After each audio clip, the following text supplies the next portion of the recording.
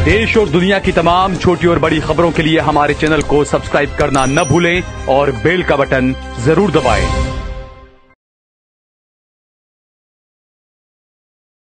नमस्कार दोस्तों, स्वागत है आपका देश लाइव में और आपके साथ मैं हूं आशीर्वाद त्यागी। दोस्तों, आज बेहद खास मुद्दे पर, क्योंकि बिहार में हम कह रहे हैं कि सियासत किस तरह से गरमाई हुई है और हमने देखा चुनाव प्रचार के दौरान कि किस तरह से मंच को साझा किया गया। लेकिन कभी कभी सियासत में जो चीजें असंभव लगती हैं वही अगले दिन सबसे ज्यादा मुमकिन हो जाती है। अब आप सोच रहे होंगे कैसे। दरअसल बिहार की जमीन पर आज जो नजारा दिख रहा है वो राजनीति के इस दोहरे चरित्र की सबसे सटीक तस्वीर है। आज हम इसी तस्वीर को लेकर चर्चा करेंगे दोस्तों, क्योंकि एक तरफ वो मनीष कश्यप है जो सोशल मीडिया पर मुसलमानों के खिलाफ जहर उगलने के लिए बदनाम रहे हैं, जिनके ट्वीट्स में नफरत, गालियां और हिंसा की सीधी सीधी धमकियां हैं वो भरी हुई। वही मनीष कश्यप जो अपने आप को सन ऑफ बिहार कहकर पेश करते हैं और हर मुसलमान को देशद्रोही बताने का ठेका अपने सर लिए घूमते हैं। और दूसरी तरफ अब उसी मनीष कश्यप के लिए वोट मांगने उतर आए हैं एक मौलाना अब्दुल्ला सलीम चतुर्वेदी।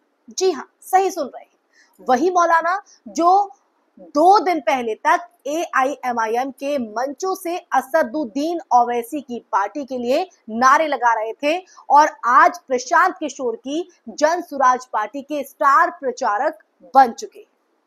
सही सुन रहे हैं, इसीलिए मैंने कहा कि असंभव। आगे बढ़ूं उससे पहले आप लोगों से अपील, इंसाफ के आवाज को बुलंद करने के लिए और सच्ची पत्रकारिता के लिए हमारा सहयोग करें। साथ ही डिस्क्रिप्शन में दिए गए लिंक को ओपन कर ज्वाइन बटन दबाकर आप हमसे सीधा जुड़ सकते हैं। दोस्तों, बढ़ते हैं आगे।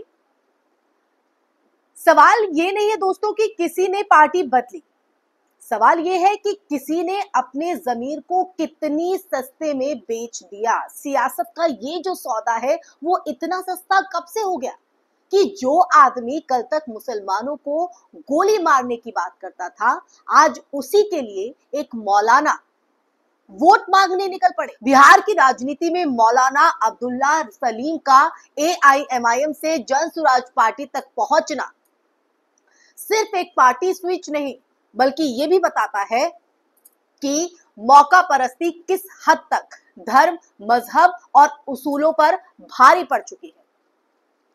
प्रशांत किशोर ने जब जन सुराज का नारा दिया था तब कहा था कि ये राजनीति की सफाई की शुरुआत है, एक नई सोच, एक साफ सियासत।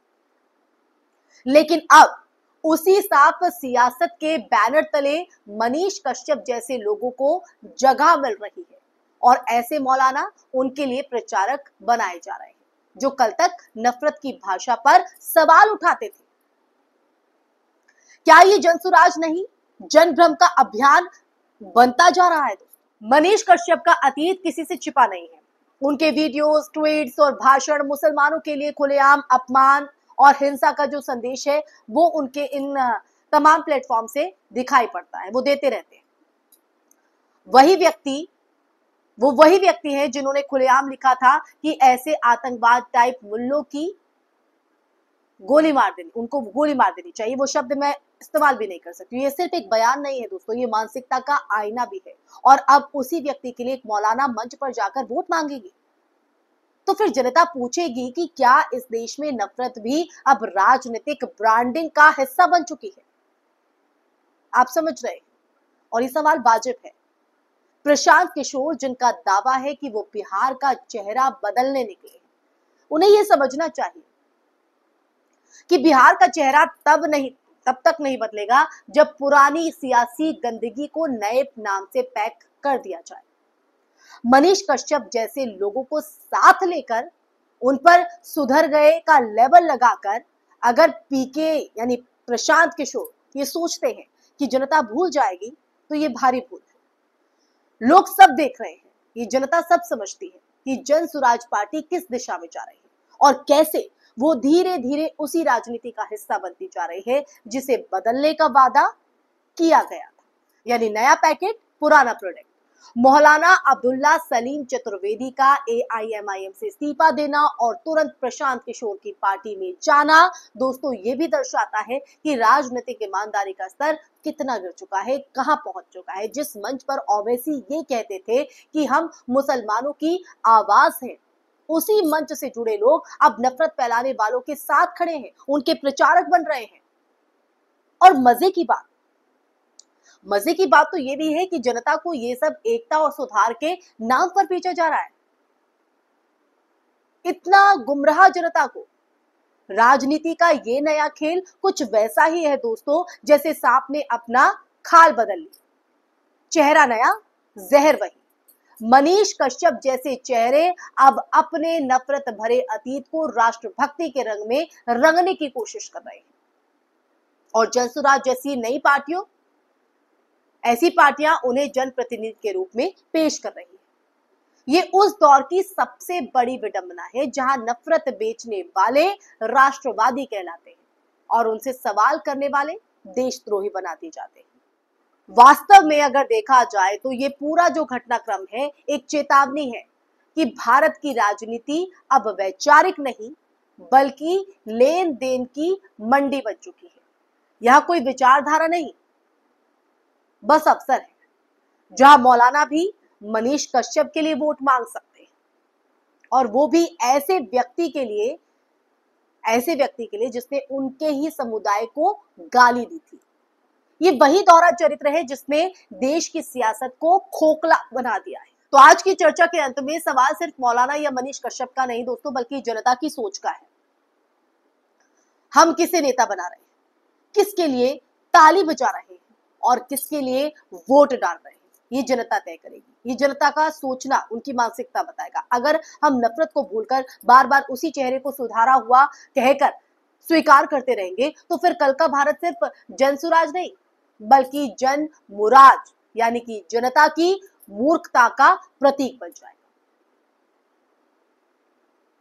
क्योंकि अगर देखा जाए तो राजनीति में सब कुछ मुमकिन है, पर जनता की आंखें बंद रहना अब नामुमकिन होना चाहिए। जनता यानी आप लोग तय करेंगे। यही इस कहानी की असली सीख है कि जब मौका परस्ती, मजहब और नफरत एक ही मंच पर खड़े दिखाई दे तो समझ लीजिए चुनाव नहीं, चरित्र का सौदा चल रहा है। तो देश लाइव तो अपनी भूमिका निभा चुका है आपके भविष्य को सुधारने के लिए, आपके राज्य को विकास की राह पर चलाने के लिए। पूरा सच आपके सामने रख चुका है। अब बारी आप लोगों की है।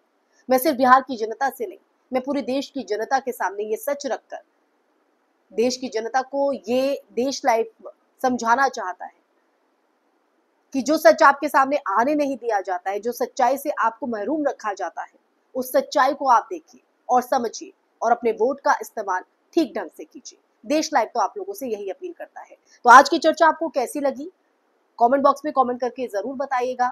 साथ ही साथ अपनी राय भी साझा कीजिएगा बिहार की जनता के लिए, बिहार राज्य के लिए, और वहां की राजनीति को आप किस तरह से देखते हैं वो भी बताइएगा। क्योंकि आपके विचार, आपकी राय बहुत महत्वपूर्ण है देश लाइव के लिए, क्योंकि आपके राय के मुताबिक ही हम ऐसे टॉपिक लाते हैं और आपकी राय को हम अपनी अगली चर्चा में शामिल भी करेंगे दोस्तों। तो हमारे चैनल को सब्सक्राइब भी कीजिएगा, इस वीडियो को ज्यादा से ज्यादा शेयर भी कीजिएगा ताकि सच ज्यादा से ज्यादा लोगों तक पहुंचे। इसी के साथ आप लोगों से इजाजत लेना चाहूंगी, फिर हाजिर होंगे एक ऐसे नए टॉपिक के साथ। तब तक के लिए अपना ख्याल रखिए। जय हिंद, जय भारत, नमस्कार।